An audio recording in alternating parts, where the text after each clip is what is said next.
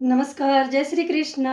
कैसे हैं आप सब? मेरे यूट्यूब चैनल धर्म समाधान में आप सभी लोगों का हार्दिक स्वागत है। आज हम आपको आषाढ़ मास के शुक्ल पक्ष की देवशयनी एकादशी व्रत कथा सुनाने जा रहे हैं। आप सभी श्रद्धालु भक्तजनों को, मेरी माताओं को, मेरी बहनों को देवशयनी एकादशी व्रत की बहुत बहुत हार्दिक बधाइयाँ एवं शुभकामनाएं। बोलिए लक्ष्मी नारायण भगवान की जय। कथा को हाथ में फूल और काला तिल लेके सुनना चाहिए। तो चलिए कथा शुरू करते हैं। शांताकारं भुजंगशयनं पद्मनाभं सुरेशं विश्वाधारं गगनसदृशं मेघवर्णं शुभांगं लक्ष्मीकान्तं कमलनयनं योगिभिर्ध्यानगम्यं वंदे विष्णु भवभयहरणं सर्वलोकैकनाथम्। युधिष्ठिर ने पूछा, भगवान, आषाढ़ के शुक्ल पक्ष में कौन सी एकादशी होती है, उसका नाम और विधि क्या है, यह बताने की कृपा करें। भगवान योगेश्वर श्री कृष्ण बोले, राजन, आषाढ़ शुक्ल पक्ष की एकादशी का नाम देवशयनी है। मैं उसका वर्णन करता हूँ। वह महान पुण्यमयी, स्वर्ग एवं मोक्ष प्रदान करने वाली है, सब पापों को हरने वाली है तथा उत्तम व्रत है। आषाढ़ शुक्ल पक्ष में शयनी एकादशी के दिन जिन्होंने कमल पुष्प से कमल लोचन भगवान श्री हरि विष्णु की पूजा की तथा एकादशी का उत्तम व्रत किया है, उन्होंने तीनों लोकों में और तीनों सनातन देवताओं का पूजन कर लिया है। हर शयनी एकादशी के दिन मेरा एक स्वरूप राजा बलि के यहाँ रहता है और दूसरा स्वरूप क्षीर सागर में शेष नाग की शैया पर तब तक शयन करता है जब तक आगामी कार्तिक की एकादशी नहीं आ जाती है।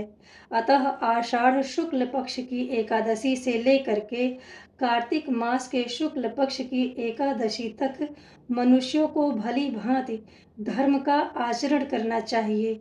जो मनुष्य इस व्रत का अनुष्ठान करता है वह परम गति को प्राप्त होता है, इसमें कोई संदेह नहीं है।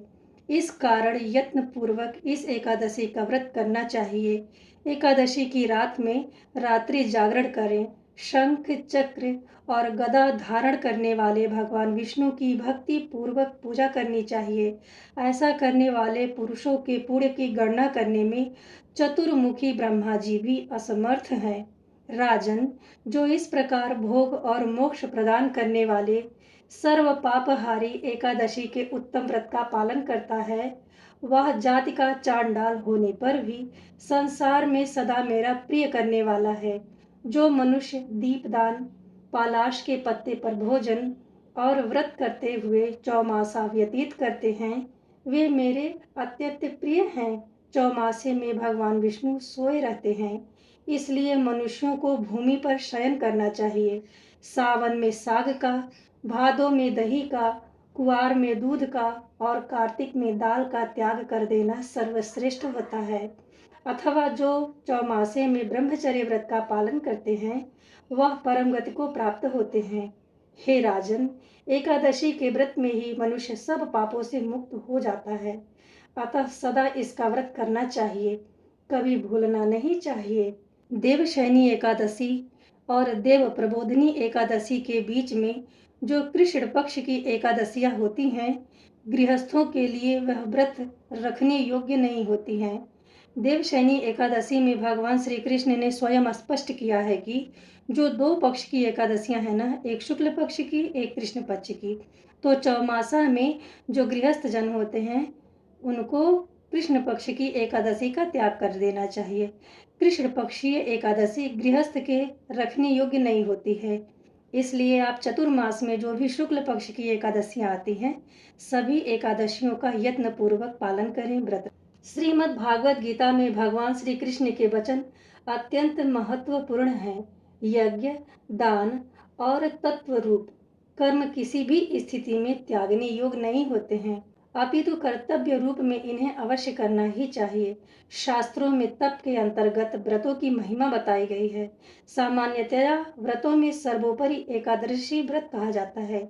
जैसे नदियों में गंगा है, प्रकाश तत्व में सूर्य देवता हैं, देवताओं में भगवान विष्णु की प्रधानता होती है, वैसे ही व्रतों में एकादशी व्रत की महानता है। एकादशी व्रत के करने से सभी रोग दोष शांत होकर लंबी आयु, सुख शांति और समृद्धि की प्राप्ति होती है। साथ ही मनुष्य का जीवन उद्देश्य भगवत प्राप्ति का जो होता है, वह भी सरलता से प्राप्त हो जाता है। संसार में जीव की स्वाभाविक प्रवृत्ति भोगों की ओर रहती है, परंतु भगवत सन्निधि के लिए भोगों से वैराग्य होना ही चाहिए। संसार के सब कार्यों को करते हुए भी कम से कम पक्ष में एक बार हमें संपूर्ण भोगों से विरक्त होकर स्व की चिंता करते हुए उस परम सात्विक वृत्ति को जरूर ही अपनाना चाहिए, उसमें संलग्न हो जाएं। इसीलिए एकादशी व्रत का महत्व है। आप भी इस एकादशी व्रत को करें। विनम्र पूर्वक निवेदन। नारद जी ने पूछा, महादेव, महाद्वादशी एकादशी का उत्तम व्रत कैसे होता है? सर्वेश्वर प्रभु, उसके व्रत से जो कुछ भी फल प्राप्त होता हो उसे बताने की कृपा कीजिए। महादेव भगवान भोलेनाथ ने कहा, ब्राह्मण, यह एकादशी महान पुण्यों को देने वाली है। श्रेष्ठ मुनियों को भी इसका अनुष्ठान करना चाहिए। विशेष विशेष नक्षत्रों का योग होने पर तिथि जया, विजया, जयंती तथा पापनाशिनी इन 4 नामों से विख्यात होती हैं। ये एकादशियां सभी पापों का नाश करने वाली हैं। इनका व्रत अवश्य करना ही चाहिए। आप कोई व्रत करें ना करें, लेकिन यह 4 महत्वपूर्ण एकादशियों का व्रत जरूर करें। जब भी शुक्ल पक्ष की एकादशी पुनर्वसु नक्षत्र में हो तो वह उत्तम तिथि जया एकादशी कहलाती है। उसका व्रत करने से मनुष्य निश्चय ही पापों से मुक्त हो जाते हैं। जब शुक्ल पक्ष की द्वादशी तिथि को श्रवण नक्षत्र होता है, उस समय विजया नाम की एकादशी आती है। इसमें भी यदि आप दान करते हैं, ब्राह्मणों को भोजन कराते हैं, तो सहस्त्र गुना फल देने वाली होती है।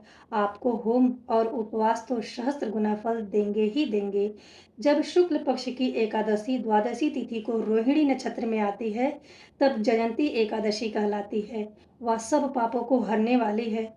उस तिथि को पूजित होने पर भगवान गोविंद निश्चय ही मनुष्य के सब पापों को धो डालते हैं।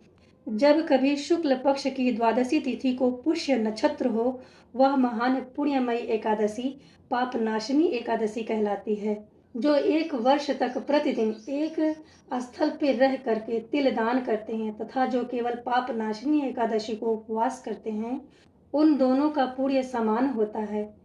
उस तिथियों को पूजित होने पर संसार के स्वामी सर्वेश्वर श्री हरि विष्णु तुष्ट होते हैं तथा प्रत्यक्ष दर्शन भी देते हैं। उस दिन प्रत्येक पुण्य कर्मा अनंत फल प्राप्त करते हैं।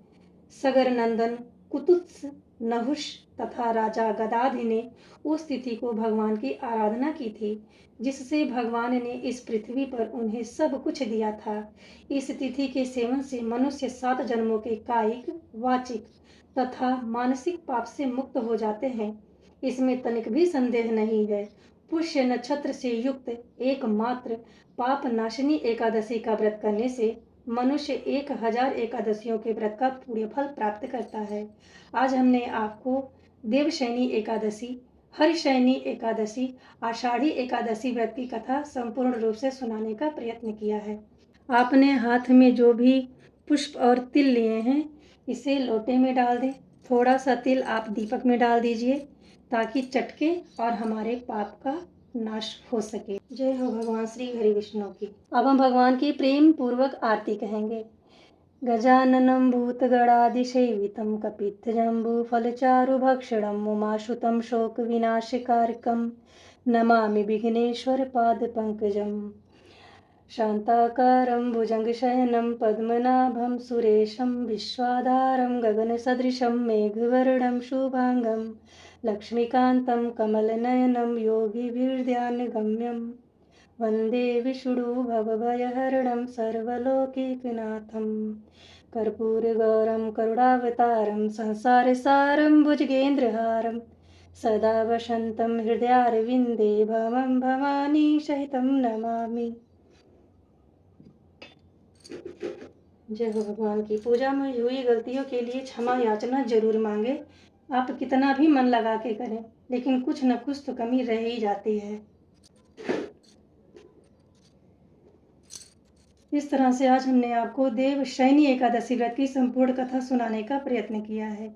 यदि वीडियो में दी गई कथा से आप जरा सा लाभान्वित होते हैं तो कमेंट बॉक्स में जय श्री हरि विष्णु जरूर लिखें। मिलते हैं अगले वीडियो में, तब तक के लिए नमस्ते।